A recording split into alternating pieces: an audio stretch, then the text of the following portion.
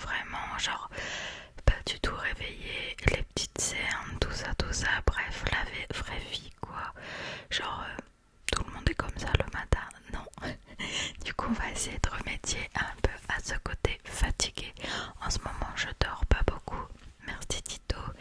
Du coup je vais venir travailler principalement mes cernes et le dessous de l'œil, donc toute la partie joue et nez, là où j'ai des rougeurs, mais juste avec mon anti-cerne. Je n'aime pas vraiment mettre de fond de teint, je trouve que j'en ai pas spécialement besoin et c'est compliqué parce que j'ai la peau sèche, donc parfois certains fonds de teint marquent les zones de sécheresse, c'est pas beau. Du coup je préfère mettre juste de l'anti-cerne, moins de matière sur ma peau comme ça, et je viens l'étirer dans les endroits où j'en ai besoin, un peu comme un correcteur.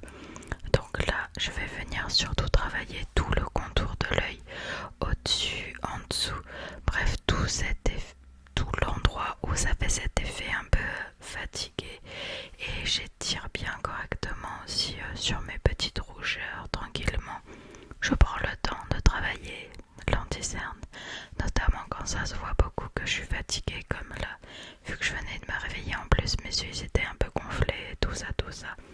Donc je prends bien le temps de travailler la matière, de la chauffer, etc. afin que ça pénètre bien dans la peau et que ça ne reste pas en surface. Et je viens de checker hop avec mes petits doigts. Une fois que je suis satisfaite du résultat, je viens prendre une poudre libre. Même concept, je ne veux pas que ça fasse un effet matière sur ma peau. Donc l'avantage de la poudre libre, c'est que ça ne fait pas du tout d'effet matière. Regarde comment c'est fluide, genre ça a volé carrément. Ça ne fait pas du tout d'effet matière, mais ça vient figer, fixer l'anti-cerne. Et vu que les yeux c'est vraiment une zone qui bouge beaucoup, c'est indispensable de fixer son anti-cerne. Quand on ne le fixe pas, ça va bouger forcément, donc c'est vraiment indispensable.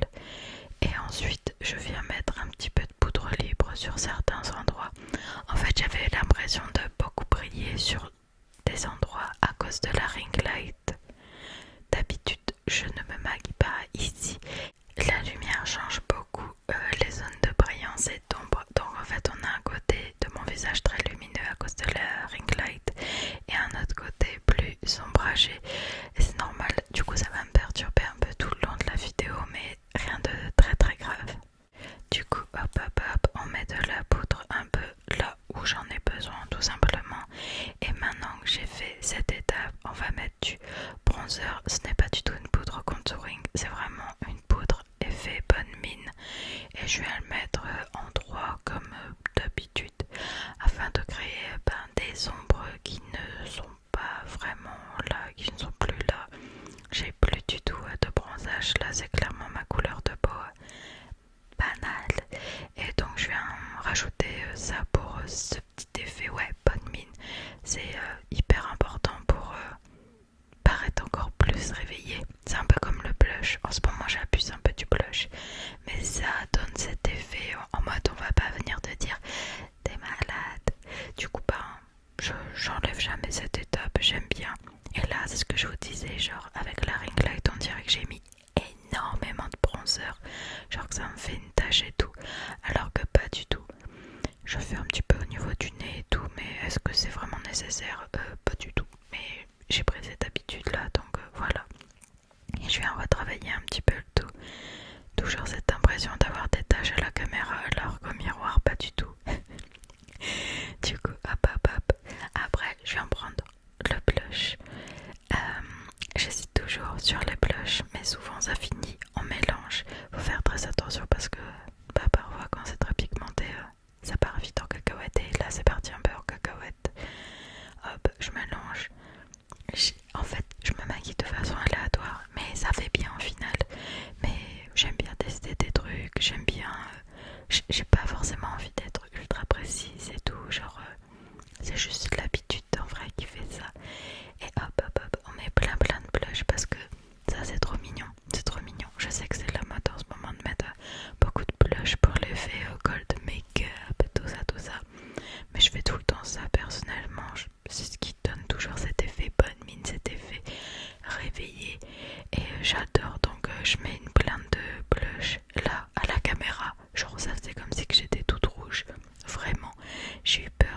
Du coup je viens estomper tout ça.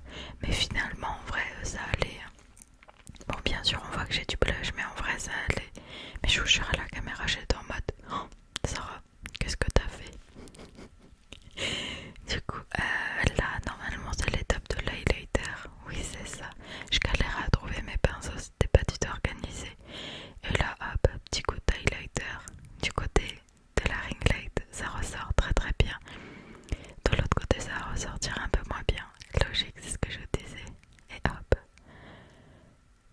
on met l'highlighter dans les bons endroits, comme d'habitude. Boum boum boum. Et je vais estomper le tout après. Toujours, toujours. J'estompe pour un effet plus naturel. Ensuite là on se rapproche. J'étais un peu gênée. J'étais en mode oula, on est vraiment proche. Manque de confiance en moi, tout ça. Genre la gênance, tu vois. Et je viens venir travailler mes sourcils, pas du bon côté, hop, avec une sorte de pinceau. Bon là il commence à fatiguer, il manque un peu de pigmentation. Mais je vais venir travailler mes sourcils, donc pour ceux qui ne le savent pas, j'ai un microblending qui est vieux. Donc voilà, ça fait la forme, mais il n'est plus au top du top. Et mes sourcils ne sont pas symétriques, comme le reste du visage, hein, clairement, mais ils sont vraiment pas symétriques. Donc je vais essayer de venir retravailler là.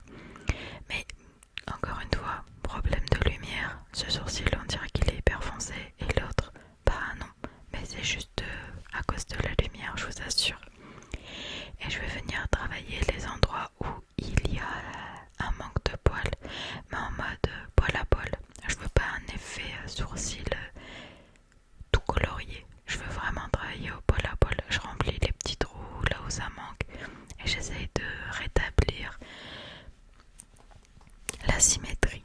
Ouh là là, je trouvais plus mes mots.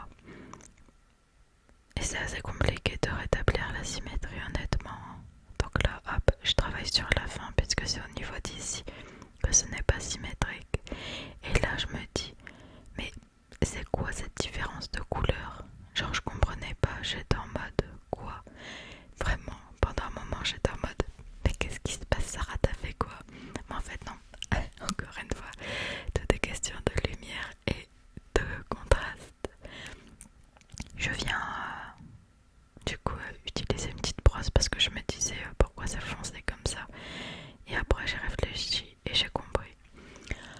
Ensuite, on va passer aux palettes. Les palettes de chez Beauty Bay, ma vie, tout le temps.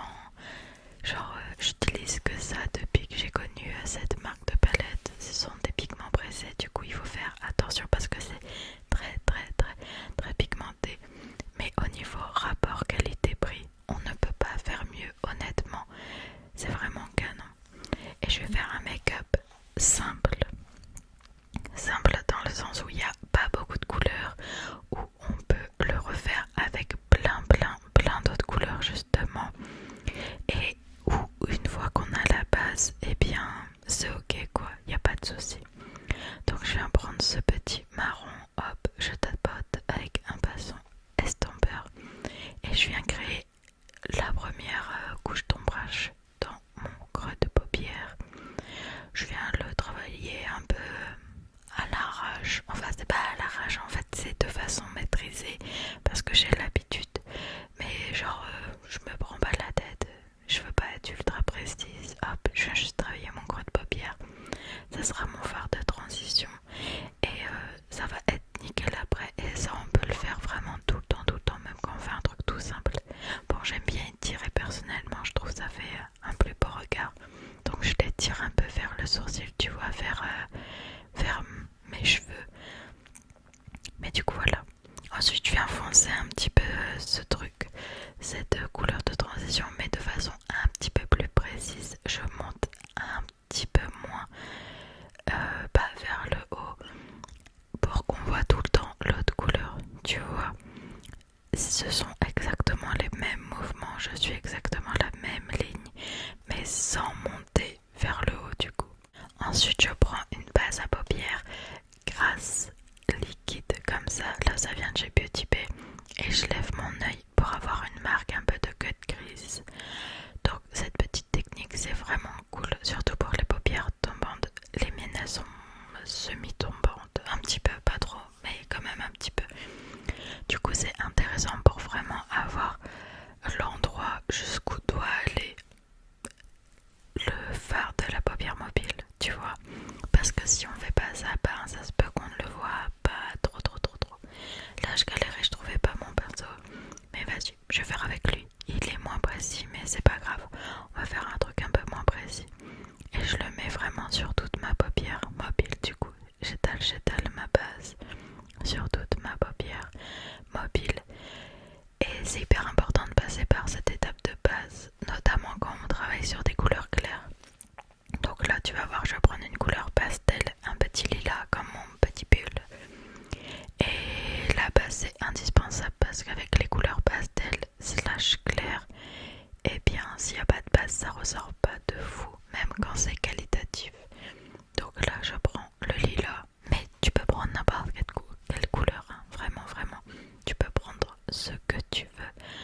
J'imbibe bien mon pinceau toujours dans le fait que c'est problématique que ce soit du pastel. Et je vais venir poser la matière, pas spécialement l'étirer un petit peu, mais je la pose surtout. Je sais pas si on voit, mais si on voit, j'appuie un peu sur ma paupière quand je pose la couleur. Et je fais ça jusqu'à ce que je sois satisfaite du résultat en fait. J'applique des petites couches jusqu'à ce que ma paupière soit bien remplie. Et j'étire un tout petit peu vers l'extérieur, mais moins que le marron. Mais j'aime étirer quand même aussi cette petite couleur. De toute façon, après il y aura un liner. Donc voilà. Mais j'applique jusqu'à ce que ce soit ok. Donc là, vous voyez, ça commence à être uniforme. Et j'applique une dernière petite couche afin que tout soit ok. J'étire un petit peu là, hop, mais moins que le marron, toujours. C'est ce que je te disais juste avant. Ensuite, on va passer à une étape qui rajoute tout. Un liner pailleté au niveau du 4 gris, donc hop, ici. Ça, c'est une étape qui peut être un peu dure à me prendre en main, mais moins dure qu'avec un liner tout court, parce que les paillettes, ça va, genre ça gère, tu vois, ça peut cacher un peu la misère. Mais c'est ce qui va donner tout le punch à ce make-up, c'est ce qui va faire en sorte que c'est travaillé en fait, qu'on a l'impression que c'est travaillé alors que c'est ultra simple, pour moi en tout cas. Et je viens mettre ça au niveau de mon code gris, je viens bien le travailler selon encore une fois la lumière. Parfois on voit plus les reflets, parfois moins. Et je suis bien ma forme, du coup la forme marron là, afin de bien marquer le creux de paupière. Hop. Et ça change tout. Donc là on va attendre tranquillement que ça sèche. Oula, mais ça change tout. Ensuite, petit liner, perso mon préféré c'est le E-Pink Ink de chez NYX. Je l'aime trop, mais là je me salis mon front. Je sais pas comment j'ai fait ça, je suis pas douée. Du coup là, petit fail, ça m'arrive même à moi. Mes mains toutes noires et tout, genre pas cool. Ça arrive, là je panique. Mais j'ai décidé de laisser ce blanc parce que j'ai trouvé ça drôle. Genre ça arrive à tout le monde, même quand on gère. Et là je viens faire mon liner et vous allez voir, je vais le rater. Et là je suis deg. Je rate jamais mon liner, mais là je le rate. Bon, je le rate de façon rattrapable, mais je le rate quand même. Bon, alors on dirait pas, mais moi j'ai vu que je l'avais raté, j'étais dégoûtée. Et je vais essayer de venir le rattraper justement avec mon doigt comme ça. En fait j'étais un tout petit peu trop descendue, ça faisait pas uniforme. Et heureusement en faisant ça, j'ai réussi à le rattraper. Mais ça m'arrive à moi aussi de rater, vous voyez. Et là, bon, là finalement ça faisait bien. Mais j'étais pas totalement satisfaite, j'étais en mode oh Sarah, qu'est-ce que t'as fait là? Ensuite, on va passer au ras des cils. J'aurais pu rester comme ça, mais je trouve que travailler le ras des cils, ça rajoute un petit plus. Ça ajoute un côté un peu moins froid, plus doux, plus fondu. Et du coup là je prends ce petit brune que je vais venir mettre en ras. Et après je vais venir l'estomper avec la première couleur de transition, tu sais, le petit marron clair. Et je vais venir faire ça et je trouve que ça rajoute vraiment un côté plus rond, tu vois, genre vraiment plus doux et plus travaillé aussi. Surtout quand tu fais un gros make-up en haut. Je trouve ça important de travailler le bas aussi. Bon, j'ai fait des chutes là, je panique un peu parce que le pigment, le brune en plus, voilà. Mais bon, avec un petit pinceau que j'ai utilisé pour la poudre, ça enlève les chutes. Mais j'avais un peu peur, je t'avoue, je paniquais un petit peu. Mais hop, c'est réglé, je nettoie tout correctement. Et c'est bon, je suis soulagée. On le voit, mon visage là, j'ai en mode ouf, ça n'a pas fait de trace, je suis soulagée. Et là, on voit bien la différence. Ensuite, étape du mascara. Honnêtement, j'aurais pu mettre des fossiles avec ce make-up parce que vu que c'est un make-up assez waouh, j'aurais pu mettre des fossiles, mais j'ai trop la flemme de mettre des fossiles, honnêtement. Genre, flemme. En plus, après démaquiller la colle à fossiles et tout, c'est toujours une galère. Déjà, je mets du mascara waterproof, c'est une galère. Mais démaquiller la colle à fossiles, c'est encore pire, même avec de l'huile et tout. Donc, un mascara, là, il va pas trop se voir, je crois, à la caméra. Je sais pas pourquoi, mais en vrai, ça se voyait bien, c'était beau. C'était beau. Du coup, bon, ça change quand même le regard, hein. Ça fait un regard plus éveillé, le mascara, on connaît. Mais voilà quoi. En même temps, je faisais l'autre œil sur TikTok en tuto. Bon, là, je fais n'importe encore, je me suis mis la brosse dans l'œil. Poulet, hein, ce make-up. Mais du coup, ouais, en même temps, je faisais l'autre œil en tuto make-up sur TikTok. Du coup, c'était assez drôle à tourner le tout. Et quand je fais un gros make-up comme ça, bon, des fois je me fais pas mes lèvres, mais là je me suis dit vas-y, je vais faire la totale, je vais faire mes lèvres aussi.